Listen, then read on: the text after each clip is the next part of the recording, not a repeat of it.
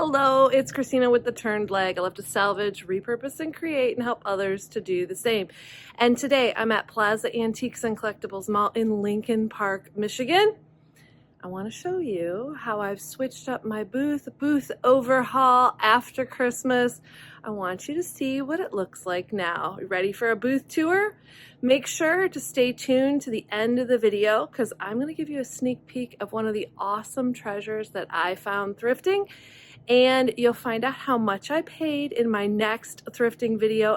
Plaza Antiques and Collectibles Mall is home to over 70 small businesses all under one roof. It is Downriver's largest antique mall. When you walk in, past the cashier station, if you turn left, you will find my booth space. It is 134 The Turned Leg.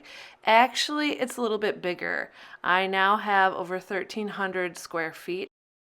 My first antique booth was in 2015 and I started with an 8x10, and since then I've just been growing slowly over time, and now I sell antiques, home goods, painted furniture, salvage, and pretty much everything you need for your next craft project.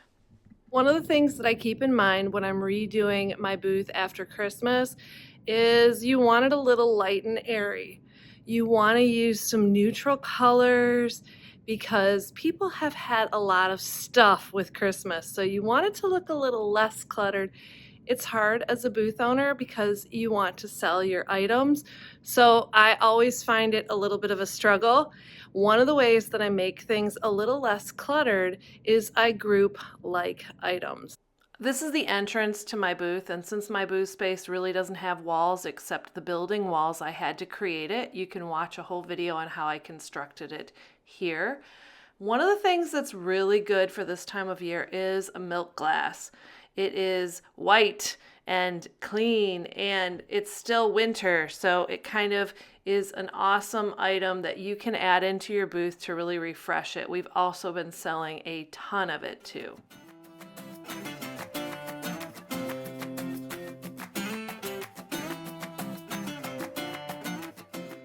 I don't think ironstone ever goes out of style, but having ironstone or ironstone-like pieces really help to keep things fresh and clean in my space.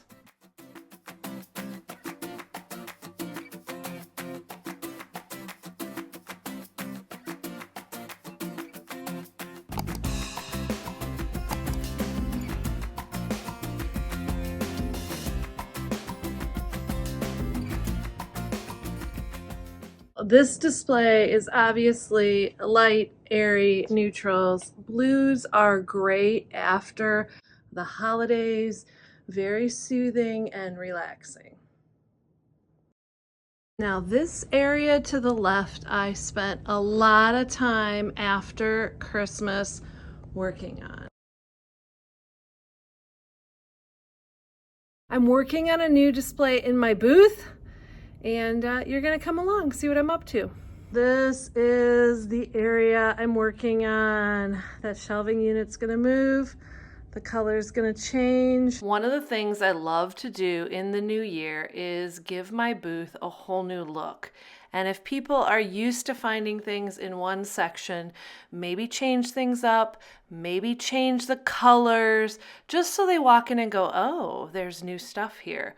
You can do this on a small scale. I'm never known to do anything on a small scale, so usually when I change things up, I go big.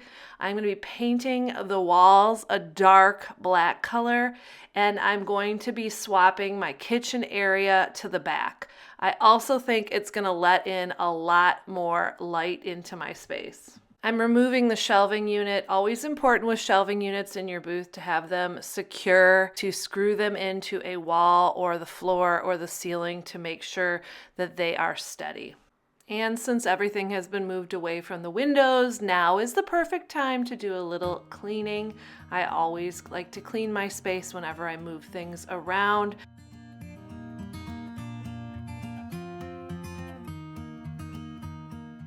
And now it's time to tackle the wall. I will say I love having green usually in my booth. It really does act as a neutral and looks good pretty much in every season, but it was time for a change. I also had a little black paint left over from my bathroom makeover. If you haven't seen it and want to check it out, you can click on the link here.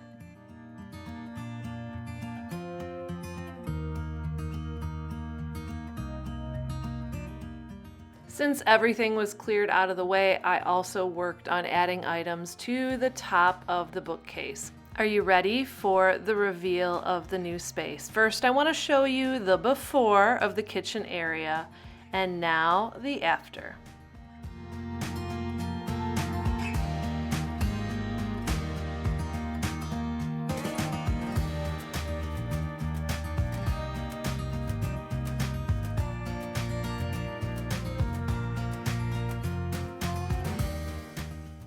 Rich wood tones, lots of brass and metallics all bring this space together, and brass has been a hot seller too. I'm also always looking to set up a pyramid design so that your eyes will travel throughout the space.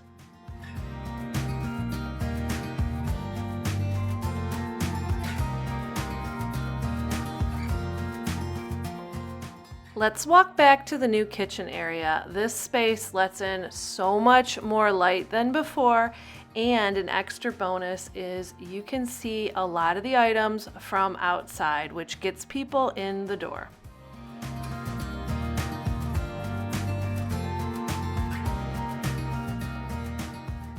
One thing I've really been focusing in on my booth is using all of my space, and that means the vertical space. I have tall ceilings, so I'm still trying to build up and add in items.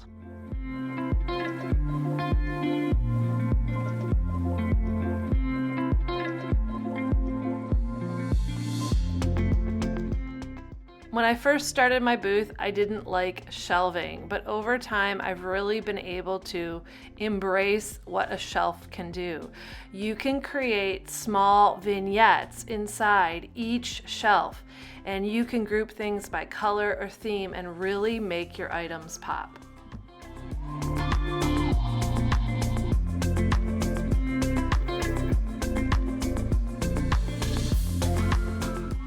Shelving can also help you group like objects together, and this is so helpful for your customers. They'll know where to find it. It's also great for you. When you bring in these items, you'll know exactly where they go. To help with going vertical and to just get more items on the floor, I added this ladder trellis with a few old doors and a ladder, and now I have two distinct cubby areas that I can decorate kind of like mini rooms and vignettes. It also helps to break up the space, and I am just loving it. Valentine's Day is around the corner, and I like to kind of be subtle with my decor right after the holidays. So I'm adding in a few items that have roses, and I will slowly be expanding and adding in more obvious Valentine's decor items. One of the things I did not do in my space was put walls up everywhere. I really like the center area that does not have walls, so it allows me to adjust my displays for what furniture I have. I like to put items back to back so you can get multiple vignettes and so the customers can also walk around it. This was my Christmas section. Let's see how it looks now. You will notice that I kept the shutters on the back wall, but everything else pretty much has changed. We're keeping it light and airy. I've brought in the greens. I've brought in some natural tones with the baskets, and I'm loving these vintage curtains that pretty much have set the tone. The theme of this space is kind of like winter greenhouse, bringing items in, getting plants going, trying to savor the garden indoors to get ready for spring. And so that's kind of the theme I'm working on here. So anything that has to do with plants, planters, I've added, but you're also going to see there's a lot of color display. If it's green, if it's a dark blue, if it has that mustard yellow, it's going to be added in here. And I think that makes it all go together. Now, as I was filming I noticed there was a gap, and that happens a lot. That means someone has bought something. So I quickly redecorated. Make sure to always have items in your booth that you can pop in and fill in as needed.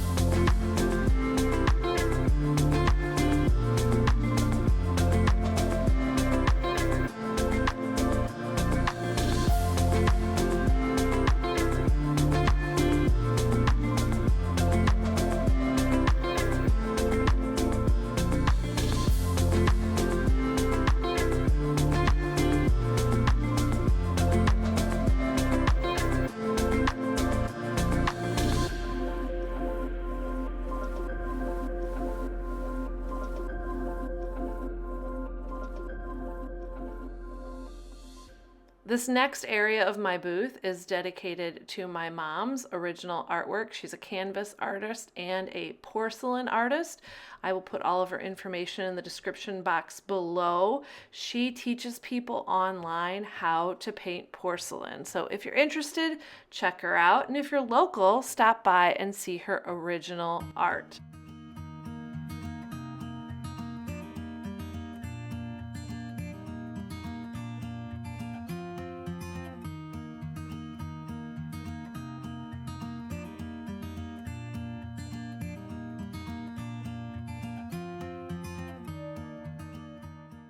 An item that's been doing quite well for me are my junk grab bags. I am known in my booth for selling salvage, so this works out great. I think these would be great bags for any booth owner to use. People love to buy them because they don't know what's inside. Have you tried grab bags in your booth? If so, comment down below. Let me know what you've tried and how it's worked. Now we're making our way to what I call the project area. I sell brushes, I sell Sweet Pickins milk paint, I sell DIY paint, I of course sell salvage, and I also have a whole bunch of my projects around to provide inspiration.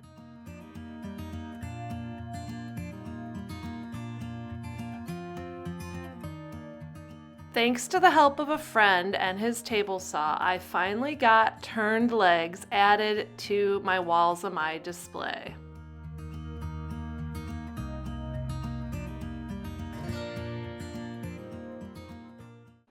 The back of my booth, besides the DIY paint, also has my JRV wood display and more salvage, including salvage windows and cabinet doors.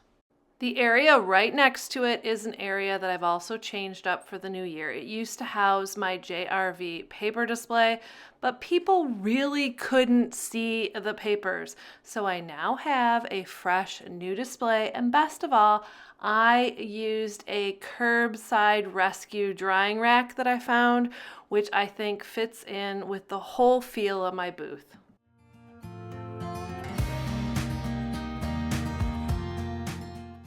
The old space now has a vintage display.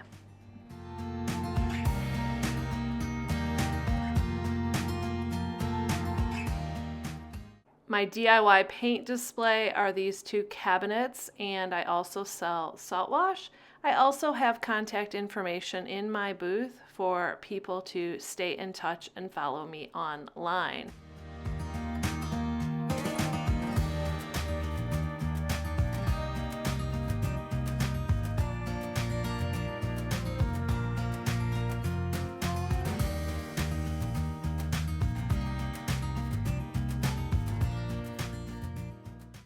At the end of last year, I put together this new stencil display, which is also helping get more of my inventory at the mall so people can shop stencils for the whole year. But it also makes it a lot easier for people to find what they're looking for and to see cool stencils displayed to give them ideas. And just to prove that you can't do everything all at once in your booth, these cubbies do need a makeover. I haven't done that yet, but it's on my list.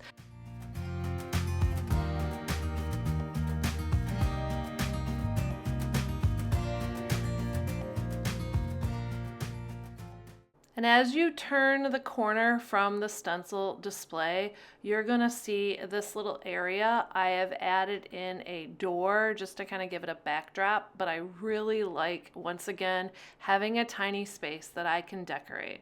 On the outside of my display, I have the display I built with doors just to once again give a little nook to decorate.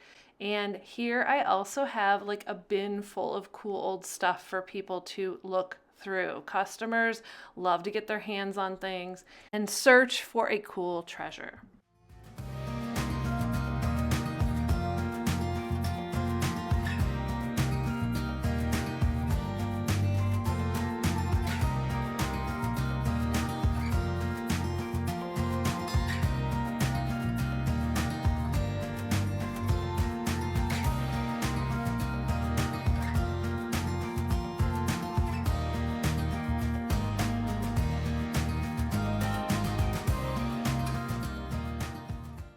Thank you all so much for watching the booth tour. I hope you enjoyed it. I have so many big plans for my booth in 2024, so stay tuned because I'm sure I will be taking you along and showing you what I've been up to. The next video coming out is a thrift haul and it's gonna be good. I found some amazing stuff. Thanks again. Now get out there to salvage, repurpose, and create.